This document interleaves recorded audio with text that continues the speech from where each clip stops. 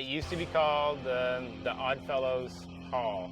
Okay. IOOF, Imperial Order of Oddfellows. I'm sure, well, I'm not sure. I think that's what that stands for. Be something Order of Oddfellows. And I remember as a kid coming to Fredericton and seeing that sign and being like, oof, what does that mean? The oof hall. And my sister and I used to get a laugh out of that. And then eventually, I don't know how we got it as a venue. I think it was out of desperation, one of those things.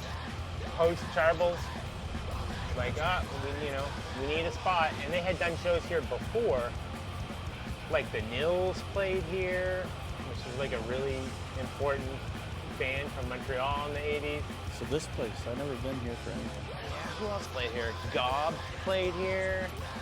Were Gob, like, I know they're from Vancouver, but they had a big impact on this area? They came out a few times. They stayed at our house on Union once or twice. They were all right. They were definitely like West Coasters. They were definitely West Coasters. There's a West Coast vibe that you're like, you guys are different than us. Yeah, It's totally. like a too cool for school kind of vibe. Yeah, that's why I left. Okay, I'm moving. This is now called the Gathering Place. Christ Central Church. Obviously, it's been a few things. It was the meeting place for a while, but before that, my first run-ins with it, it was Oddfellows Hall, the IOOF, which was another community service group. And I'm not even sure if they exist at all anymore. But it was, like the story goes, it was a big empty room where things could happen. And we must have approached them after losing Charbles, I think is how that works in the timeline. And yeah, a lot of bands played here. It was a poppin' venue like in the early 80s as well. I know the Nils from Montreal played here. Neighborhood Watch played shows here. Guild Parade. A lot of those early Fredericton, the early Fredericton scene used it as a important venue. Then they lost it.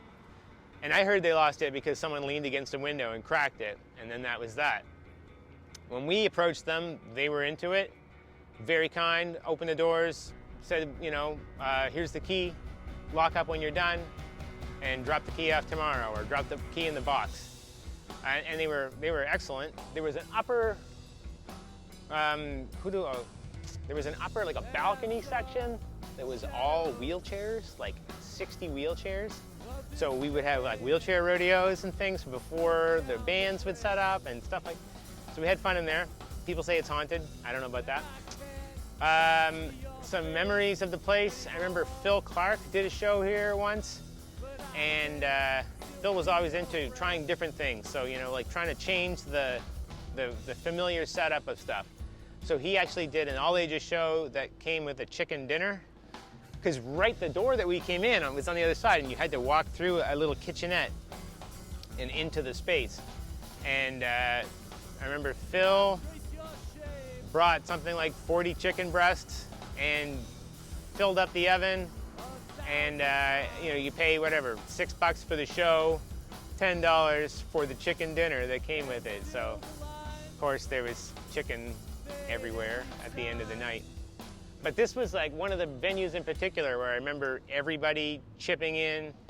There must have been a sense that if we didn't respect the place, we might not have a venue at all anymore in the city, which is crazy to think. But I remember like post-show, everybody looking for brooms and looking for mops and looking how they could help keep the place up.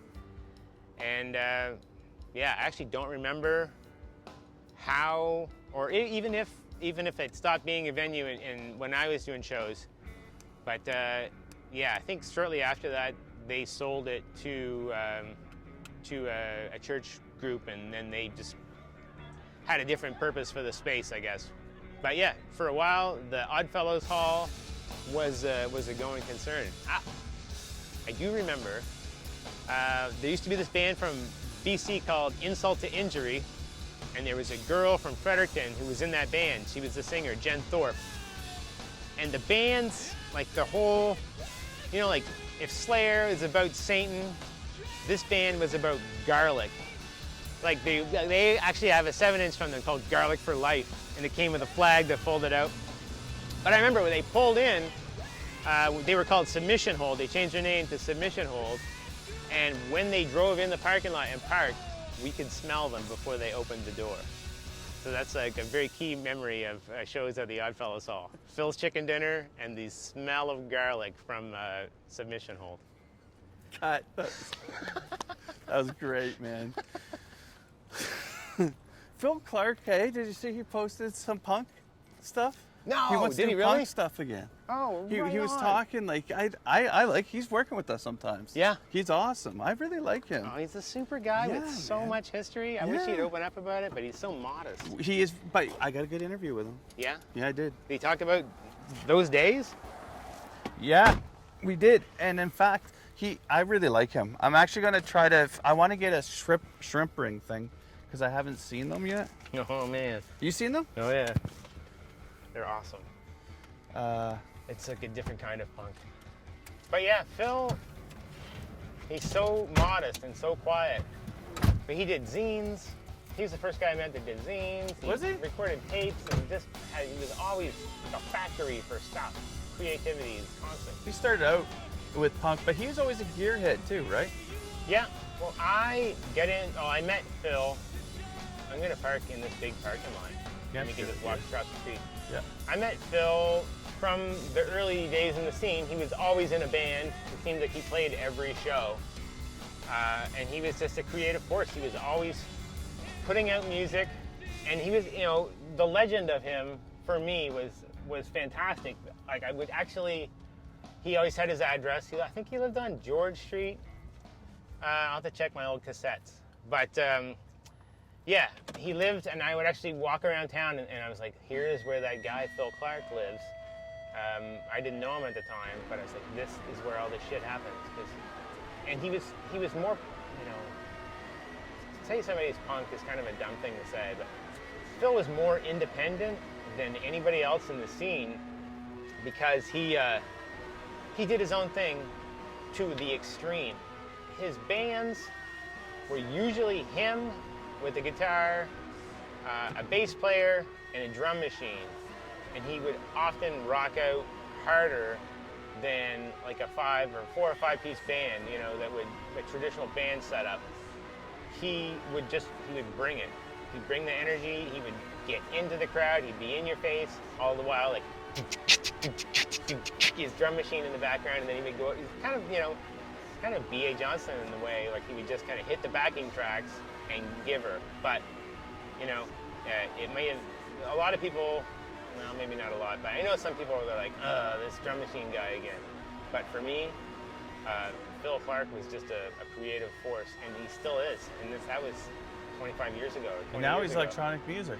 Yeah, and he's still doing it, and he's still not towing the line. He's still doing shit that's different than everybody else. Shrimp Ring.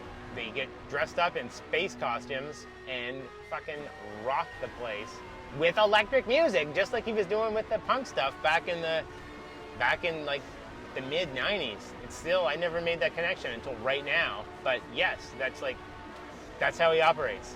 And yeah, and I dare someone to say that it's not entertaining.